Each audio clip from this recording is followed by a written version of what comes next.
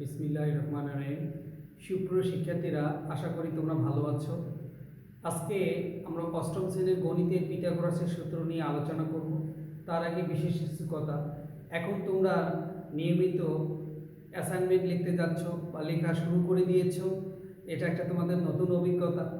যেহেতু আমরা এই অ্যাসাইনমেন্টটা অন্যান্য ক্লাসে উচ্চ লেভেলে সাধারণত হতো, এখন তোমাদের বিশেষ কারণে তোমরা অ্যাসাইনমেন্টটা লিখতেছো। আমি বিশ্বাস করি তোমরা তোমাদের মেধা মনন দিয়ে এই অ্যাসাইনমেন্টটা লিখবে এবং আমি এটাও আশা করব তোমরা অবশ্যই কেউ কারো দেখে লিখবে না, নিজের অ্যাসাইনমেন্ট নিজে লিখবে। এটা যেন মৌলিক বা স্বতন্ত্র হয়। আমি এই আশাবাদ ব্যক্ত রেখে আজকে তোমাদের পাঠটা নিয়ে আমি আলোচনা করব। পিথাগোরাসের উপপাদ্য নিয়ে আলোচনা করব, যেটা তোমাদের খুবই গুরুত্বপূর্ণ। এটা শুধু যে অষ্টম শ্রেণীর বই আছে তা কিন্তু না, এটা তোমাদের 9-10 বইয়েও আছে, যার জন্য সরকার প্রদত্ত সংক্ষিপ্ত সিলেবাসে এইটা অন্তর্ভুক্ত করেছে। তো পিথাগোরাস ছিলেন একজন গণিতবিদ। ইনি গ্রিসের অধিবাসী, গ্রিক নাগরিক। তো ইনি কি বলেছেন তা আগে আমি একটু বলে নিই। আমরা যদি একটা ত্রিভুজ আঁকি, এটা একটা ত্রিভুজ। কেমন ত্রিভুজ? সমকোণী ত্রিভুজ। একমাত্র সমকোণী ত্রিভুজের বাহুগুলোর নাম দেয়া যায়। এটা হলো সমকোণের বিপরীত বাহুটাকে বলা হয় অতিভুজ। সমকোণ সংলগ্ন বাহু, এই বাকি দুটাকে বলা হয় সমকোণ সংলগ্ন বাহু। যেহেতু এটা আনুভূমিক আছে, আমরা এটাকে ভূমি বলতে পারি, এটাকে লম্ব বলতে পারি। আবার যদি কখনো এই কোণটাকে মেনশন করে, তখন এটাকে বলবে লম্ব, এটাকে তখন বলবে ভূমি, যখন এটা থিটা কোণ হবে। আবার যদি মনে করো যে কোণ আমার মনে করো যে যদি কোণটা এইখানে হয়, আলফা কোণ হয়, তখন এইটা ভূমি, এটা লম্ব। অর্থাৎ আমি বলতে চাচ্ছি কোণটা যা অতিভুজ কখনো পরিবর্তন হয় না, অতিভুজটা অতিভুজেই থাকে। বাকি কোণের উপর নির্ভর করে বাকি কোণটা লম্ব, কোণটা ভূমি। যদি কোণ এইখানে হয় তাহলে এইটা ভূমি, এটা লম্ব। যদি কোণ এইটা ধরা হয়, এইটা ভূমি, এটা লম্ব। তো পিথাগোরাস বলছে, আমরা একটু ব্যাখ্যা করি, ছোট করে নিই। পিথাগোরাস বলছে যে সমকোণী ত্রিভুজের, এটা একটা সমকোণী ত্রিভুজ। সমকোণী ত্রিভুজ কাকে বলে তার আগে বলে নিই। যে ত্রিভুজের একটি কোণ সমকোণ তাকে সমকোণী ত্রিভুজ বলে। তোমরা এখানে খেয়াল করো, এটা একটা সমকোণ। তাহলে পিথাগোরাস বলছে সমকোণী ত্রিভুজের অতিভুজের উপর অঙ্কিত বর্গক্ষেত্র। তাহলে সমকোণের বিপরীত বাহুটা হলো অতিভুজ, এটা হলো অতিভুজ। হ্যাঁ, অপর দুই বাহুর উপর অঙ্কিত বর্গক্ষেত্রের সমষ্টির সমান। আমি ব্যাপারটা বেসিক্যালি তোমাদের বোঝানোর চেষ্টা করি। বর্গক্ষেত্রটা কি? যে চতুর্ভুজের 4টি বাহুই সমান, সেটা হলো বর্গক্ষেত্র। তাই পিথাগোরাস বলছে অতিভুজের উপর অঙ্কিত বর্গক্ষেত্র। যদি এই দৈর্ঘ্যটা আমরা নেই, এটা যতটুকু মাপ আছে, যদি এটা 5 সেন্টিমিটার হয়, তাহলে আমরা এদিক দিয়ে একটা বাহু ধরবো 5, এদিক দিয়ে একটা বাহু ধরবো 5, এদিক দিয়ে বাহু ধরবো। আমার যুক্তির খাতিরে আমরা বলতেছি, যদি এটা 5 সেন্টিমিটার হয়, তাহলে এটাও 5, এটাও 5, এটাও 5। কিন্তু প্রত্যেকটা কোণ আবার সমকোণ, কারণ বর্গের প্রত্যেকটি কোণ সমকোণ। যদি এটা 3 সেন্টিমিটার হয়, তাহলে এদিক দিয়েও 3, এদিক দিয়েও 3, এদিক দিয়েও 3, এটাও 3, এটাও 3, এটাও 3। যদি এটা 4 সেন্টিমিটার হয়, এদিক দিয়েও 4, এদিক দিয়েও 4, এদিক দিয়েও 4। পিথাগোরাস বলছে অতিভুজের উপর অঙ্কিত বর্গক্ষেত্র, এটা একটা বর্গক্ষেত্র হয়ে গেল। অপর দুই বাহুর উপর অঙ্কিত বর্গক্ষেত্রের সমষ্টির সমান। অর্থাৎ এই দুইটা বর্গক্ষেত্র, অর্থাৎ এই দুইটা জমি যোগ করলে এই জমিটা সমান হবে। তো এখন আমরা যদি গণিতের ভাষায় আমরা বলি, তাহলে কি বলা যায়? তোমরা খেয়াল করো, আমরা এটা যদি এখানে নেই, তোমরা খেয়াল করো, এটা এ বি সি। তাহলে আমরা কি বলবো? অতিভুজ হচ্ছে এসি, এসির উপর অঙ্কিত বর্গক্ষেত্র। বর্গ এর ইংরেজি হলো স্কয়ার, অতিভুজের উপর স্কয়ার। বীজগণিতে স্কয়ার এইরকম করে দেওয়ার কোনো সুযোগ নাই, শেষেরটার উপর স্কয়ার দিলেই হয়ে গেল। অতিভুজের উপর অঙ্কিত বর্গক্ষেত্র অপর দুই বাহুর উপর অঙ্কিত বর্গক্ষেত্রের সমষ্টি সমান। আর দুইটা বাহু, তাহলে কি দাঁড়াইলো? AC square equal two AB square plus BC square. এটা আমাদের প্রমাণ করতে হবে। আমরা যদি এটাকে C ধরি, এটাকে A ধরি, এটাকে B ধরি, তাহলে আমাদের কি দাঁড়াচ্ছে? যদি ছোট মান, তাহলে B square equal two C square plus A square. আমাদের উপরেরটা বা এইটা আমাদের প্রমাণ করতে হবে। তাহলে আমি আবার প্রশ্নটা বলতেছি। এটা প্রশ্ন অনেক সময় এভাবে থাকে যে পিথাগোরাসের উপপাদ্যটি লিখো এবং প্রমাণ করো। সেক্ষেত্রে আমাদের একদম প্রশ্নটি মুখস্থ রাখতে হবে যে সমকোণী ত্রিভুজের অতিভুজের উপর অঙ্কিত বর্গক্ষেত্র অপর দুই বাহুর উপর অঙ্কিত বর্গক্ষেত্রের সমষ্টি সমান। আমরা প্রমাণে দিচ্ছি। তোমরা চিত্রটার দিকে আগে খেয়াল করো। এটা যেহেতু তোমাদের বইয়ে করে দেওয়া আছে, আমি জাস্ট বেসিক জিনিসগুলো একদম ভেতর থেকে বোঝাই দেওয়ার চেষ্টা করতেছি। চিত্রটার দিকে খেয়াল করো। আমরা বিসি বাহুটাকে বাড়াই দিলাম। কত দূর বাড়াইলাম খেয়াল করো। আমরা জানো এবি সমান, এটা যদি আমি ডি নেই, সিডি সমান, এটাকে সি ধরছি, সি এর মান। অর্থাৎ আমি তোমাদের বলতে চাচ্ছি কম্পাস দিয়ে আমি এটা মাপ নিব, নিয়ে এইখান থেকে আমি কেটে নিব। কম্পাস দিয়ে এটার মাপ নিব, এতটুকু হয়েছে, ঠিক এতটুকু আমি কেটে নিব। ওই জন্য বলা আছে এবি সমান সিডি সমান, এটাকে সি ধরছি সি, এবি সমান সিডি সমান সি, তাহলে এটা সি। এখন এইখানে একটা আমি লম্ব আঁকবো। কতটুকু লম্ব আঁকবো? এটা লম্ব, কতটুকু লম্ব? আমার এখানে যে বিসি এর মাপ নাও, বিসি সমান ডিই সমান, এটা মুছাই দাও। দেখো বিসি সমান, তাহলে বিসি এর মাপ করে আমি কেটে দিয়েছি লম্ব থেকে। ডিই সমান, বিসিটাকে কি ধরছিলাম আমি? এ, এটা এ, তাহলে এটা এ। নিশ্চয়ই তোমরা চিত্রটা বুঝতে পারতেছো। আমি একটু আবার বলি। ত্রিভুজ এবিসি এর বিসি বাহুটাকে ডি পর্যন্ত এমন ভাবে বর্ধিত করি যেন এবি সমান সিডি সমান সি হয়। বিসি সিডি বাহুর ডি বিন্দুতে ডিই লম্ব অঙ্কন করি, যেখানে বিসি সমান ডিই সমান এ হয়, এটা এ সমান। এখন আমাদের এখানে অঙ্কন আছে, তোমরা খেয়াল করো। সি কমা ই, সি কমা ই এবং এ কমা ই যোগ করি। সি কমা ই এবং এ কমা, সি কমা ই এবং এ কমা ই যোগ করি। সুপ্রিয় শিক্ষার্থীরা, তোমরা এখানে একটা জিনিস খুব গভীরভাবে চিন্তা করো। আমি যদি এ বি সি এই ত্রিভুজটা মনে করি, তাহলে এটা সমকোণ, তার মানে একটা সমকোণী ত্রিভুজ যার একটা কোণ এক সমকোণ। আবার দেখো, যেহেতু আমি অঙ্কনের শুরুতে এটা লম্ব আঁকছি, কাজে সিডিই এটাও সমকোণী ত্রিভুজ, কিন্তু আমি বলতে পারতেছি না এটা কি ধরনের ত্রিভুজ। তাহলে আমরা দেখব যে এইখানে যে এ সি ই যে ত্রিভুজটা আছে কি ধরনের ত্রিভুজ, এটা আমাদের বের করতে হবে। এটা বের করলে আমাদের প্রমাণটা সহজ হয়ে যাবে। তো এটা বলতে গেলে আমি শুরুতেই তোমাদের যে কথাটা বলতে চাই সেটা হলো আমাদের এই দুটো ত্রিভুজ, এটা আমি মুছাই দেই। এই যে দুটো ত্রিভুজ দেখা যাচ্ছে, এইটা আর এইটা, এটা আমি সর্বসম দেখাবো। তাহলে সর্বসমকে দেখাবো ত্রিভুজ এবিসি ও ত্রিভুজ সিডিই, এই দুটার ক্ষেত্রে দেখো। তোমরা দেখো এখানে সি, এটা সি, আমি একটু আগে অঙ্কনই করেছিলাম যে এবি সমান সি। কেন সমান? এটা সি বাহু সমান। আবার দেখো যে এখানে বিসি আর ডিই সমান, বিসি সমান ওটা হলো ডিই সমান এ। যেহেতু এইটাও সমকোণ এটাও সমকোণ, কাজে সমকোণ হিসেবে এটা সমান। কোণ এবিসি সমান কোণ সিডিই। কেন সমান?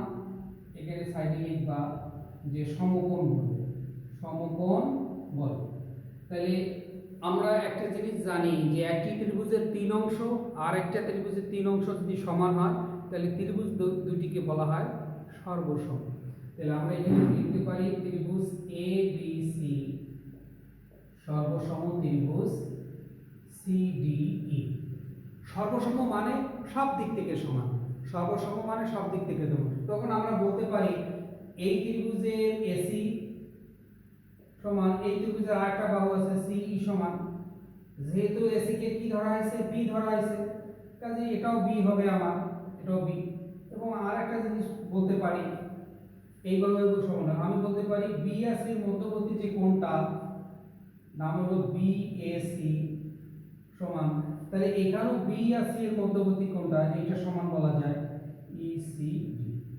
তাহলে আমরা একটা লাভ হলো আমরা সর্বসম দেখার পর আমরা বলতে পারলাম যে এসি বাহু আর সিই বাহু সমান এবং এই কোণ আর সি কোণটা সমান, অর্থাৎ বিএসি কোণ এবং ইসিডি কোণ সমান। এটা আমরা সর্বসম দেখার পর আমরা দেখাইতে পারলাম। তো তোমাদের মনে রাখতে হবে যে আমরা কোণ মানে এই কোণ সমান দেখাচ্ছি। এবারে আসো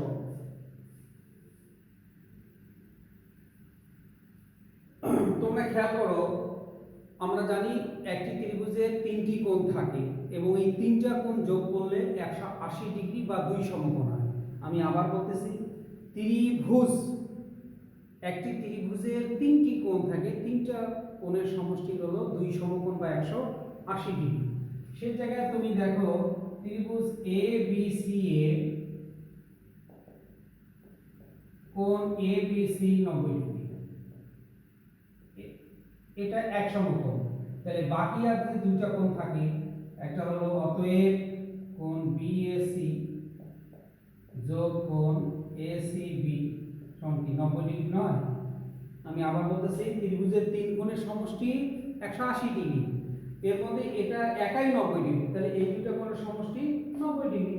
আমরা আগেই প্রমাণ করেছি, দেখো তোমাদের এখানে আমি বসাই দিছি যে এই কোণটার পরিবর্তে আমরা এই কোণটা লিখতে পারি, অতএব বিএসি জায়গায় আমরা লিখতে পারি ইসিডি, আর এখানে যা আছে তাই ইসিডি যোগ এসিবি ইকুয়াল টু 90 ডিগ্রি। তাহলে আমরা একটা সিদ্ধান্তে আসলাম যে আমাদের এই কোণ এবং এই কোণের সমষ্টি হলো 90 ডিগ্রি। শিক্ষার্থীরা তোমরা খেয়াল করো যে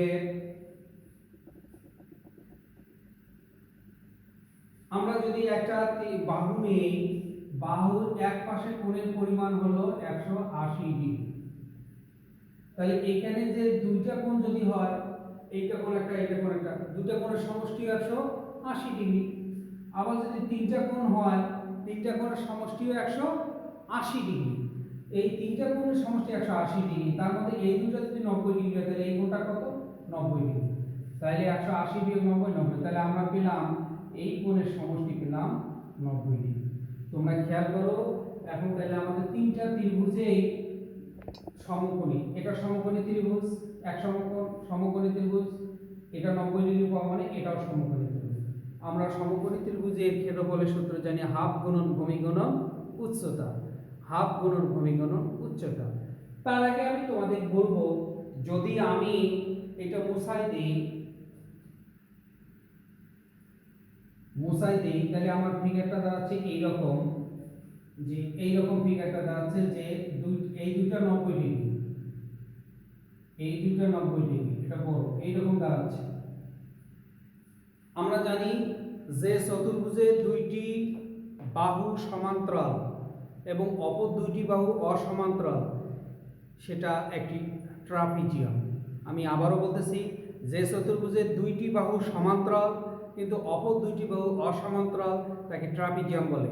তাহলে অবশ্যই দেখো এটা সমকোণ, এটা সমকোণ, তার মানে এই দুইটা বাহু এইটা আর এইটা সমান্তরাল, কিন্তু এইটা দেখো বাঁকা, এই দুটো হচ্ছে অসমান্তরাল, কাজেই এটা একটা পুরোটা ট্রাপিজিয়াম। ট্রাপিজিয়ামের ক্ষেত্রফলের সূত্র হচ্ছে, আমি তোমাদের সেটাই এখন এটা ছোট করে লিখবো, চিত্রটা ছোট করে দেই, ছোট করে উপরে দেই।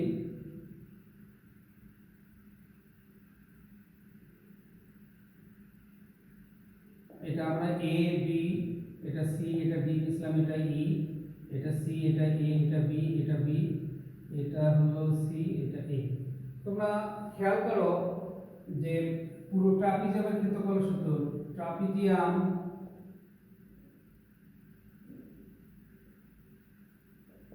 A B, trapezium A B D E এর ক্ষেত্রফল আমরা জানি সমান হাফ গুণ সমান্তরাল দুটো বাহু এ বি প্লাস ডিই, তাদের মধ্যবর্তী দূরত্ব, এই দুটো বাহুর দূরত্ব কি? এই দুটো বাহুর দূরত্ব হলো বিডি। তোমরা খেয়াল করো, হাফ হাফে থাক, এ বি থাক, ডিই ডিই থাক, বিডি কে ভেঙে আমরা বিসি যোগ সিডি করতে পারি। বিডি কে ভেঙে এই যে বিসি যোগ সিডি করতে পারি। এখন দেখো এবি এর মান কত দেয়া আছে? সি। ডি এর মান কত আছে? এ। বিসি এর মান কত আছে? এটা এ। সিডি এর মান কত আছে? সি। আমরা এটা পেলাম, অর্থাৎ দুটো একই রকম। আমরা সি প্লাস এ দুটো একই রকম কল স্কয়ার করলাম। আমি ট্রাপিজিয়ামের ক্ষেত্রফলটা তোমাদের বইয়ে হয়তো 100 মিনিট করে দেওয়া আছে, আমি এটা আলাদা করে বের করে দেওয়ার চেষ্টা করলাম। ট্রাপিজিয়াম এ বি ডিই এর ক্ষেত্রফল সমান হাফ গুণন সমান্তরাল দুইটা বাহুর সমষ্টি এবং তাদের মধ্যবর্তী দূরত্ব। যেহেতু এই দুইটা বাহু সমান্তরাল, তাদের মধ্যবর্তী দূরত্ব দেখো বিডি, আমি তাই লিখছি। বিডি কে ভেঙে পরবর্তীতে কি বিসি যোগ সিডি করা হয়। এখন এবি এর মান সি, ডি এর মান এ, বিসি এর মান এ, সিডি এর মান সি। দুটো একই রকম, অল স্কয়ার করে রাখছি। এটা তোমরা মনে রেখো, যেহেতু আমাকে মুছাই দিতে হবে।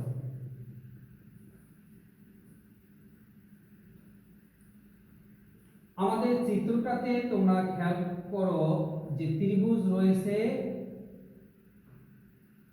তিনটা। ত্রিভুজ রয়েছে তিনটা। আচ্ছা, এখন আমরা বলবো হ্যাঁ ত্রিভুজ এবিসি এর ক্ষেত্রফল। তাহলে ত্রিভুজ এবিসি এর ক্ষেত্রফল কি? হাফ গুণন ভূমি গুণন উচ্চতা। এটা হলো সি, এটা হলো হাফ গুণন ভূমি গুণন উচ্চতা এসি। তাহলে ত্রিভুজ এটা ছিল সি, এটা এ, এটা বি, এটা বি। তাহলে ত্রিভুজ সিডি ই এর ক্ষেত্রফল হাফ গুণন ভূমি গুণন উচ্চতা এসি। ত্রিভুজ এসিই এর ক্ষেত্রফল সমান হাফ গুণন ভূমি গুণন উচ্চতা। এখানে ভূমিও বি উচ্চতাও, এটা যদি সমকোণ ছিল, ভূমিও বি উচ্চতা ছিল, তাহলে হাফ বিবি গুণ করলে বি স্কয়ার। তোমরা এখন খেয়াল করো যে তিনটা ত্রিভুজ মিলে কার সমান? ট্রাপিজিয়ামটার সমান। তাহলে আমরা লিখতে পারি অতএব এ বি ডিই ট্রাপিজিয়ামের ক্ষেত্রফল, ট্রাপিজিয়ামের ক্ষেত্রফল সমান ত্রিভুজ ক্ষেত্র এবিসি যোগ ত্রিভুজ ক্ষেত্র সিডিই যোগ ত্রিভুজ ক্ষেত্র এসিই, অর্থাৎ তিনটা ত্রিভুজ সমান। এর ক্ষেত্রফল আমরা বের করছি হাফ এ প্লাস সি অল স্কয়ার। এর ক্ষেত্রফল এখানে হাফ এসি, এটা হাফ এসি, এটার মান হাফ বি স্কয়ার। আমরা এখন উল্টা মুছাই দিব।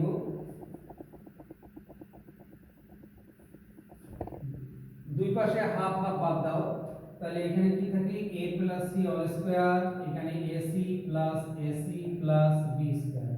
এইগুলো সূত্র করে নাও, a square two AC plus C square. এটা a plus B all square সূত্র। একটা এসি দুইটা এসি, 2ac দুই পাশ থেকে বাদ যায়, a square plus C square equal to B square. অতএব B square equal to a square plus C square. আমরা শুরুতেই যেটা বলেছিলাম যে অতিভুজের উপর অঙ্কিত বর্গক্ষেত্র অপর দুই বার উপর অঙ্কিত বর্গক্ষেত্রের সমষ্টির সমান, আমরা সেটা প্রমাণ করতে পেরেছি। তোমাদের ধারাবাহিকভাবে তোমাদের বইটাতে এই প্রমাণটা সুন্দর করে লিখে দেওয়া আছে, আমি বোঝানোর চেষ্টা করলাম। আর শুরুতেই যেহেতু বলেছি এটা তোমাদের এসএসসি পর্যন্ত কাজে লাগবে, কাজেই এই পিথাগোরাসের উপপাদ্য প্রশ্ন মুখস্থ, এর প্রমাণ একদম ঝরঝরে করে বাসায় পড়বে এবং লিখবে। আমি এই প্রত্যাশা আজকের লেকচার এখানে শেষ করছি। খোদা হাফেজ। আসসালামু আলাইকুম রহমতুল্লাহ বারকাতুহু।